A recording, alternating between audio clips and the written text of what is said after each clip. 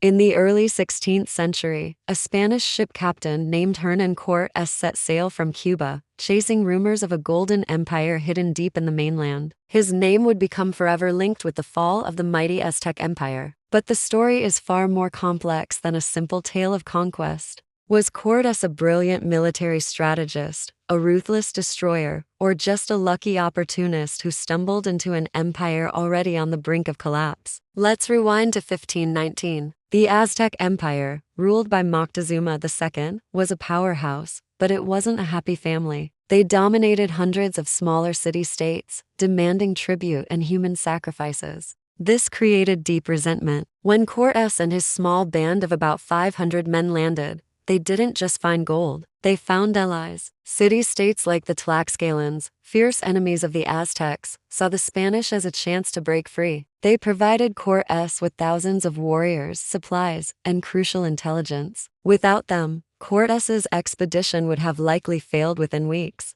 Cortés was undeniably ambitious and cunning. He famously scuttled his own ships to ensure his men couldn't retreat, a powerful psychological move. When he first arrived in the Aztec capital, Tenochtitlan, a magnificent city built on a lake, he was welcomed by Moctezuma, possibly because an old prophecy foretold the return of a pale-skinned god, Quetzalcoatl. Cortés took advantage of this hospitality, eventually taking Moctezuma hostage in his own palace. This move backfired, leading to a bloody uprising known as La Noche Triste, or the Sad Night, where the Spanish were driven from the city with heavy losses. But Cortés didn't give up. He regrouped with his Tlaxcalan allies. And here's where another crucial factor comes in: disease. Smallpox, brought by the Europeans, swept through Tenochtitlan. The Aztecs had no immunity, and the epidemic was devastating, wiping out a huge portion of the population, including their new emperor. This wasn't a weapon Cortés knowingly wielded,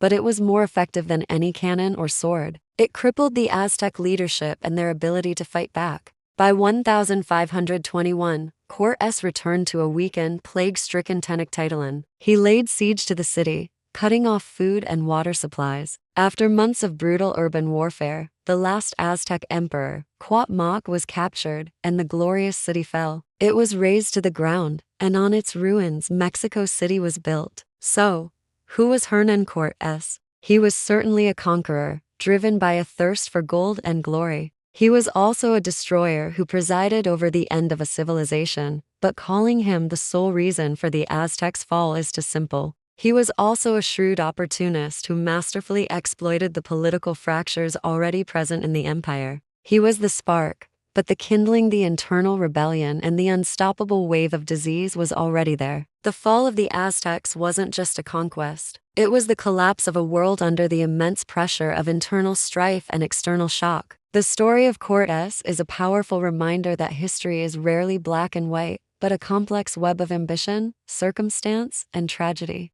Thanks for watching. If you found this dive into history interesting, don't forget to like this video and subscribe for more stories that shaped our world. See you next time.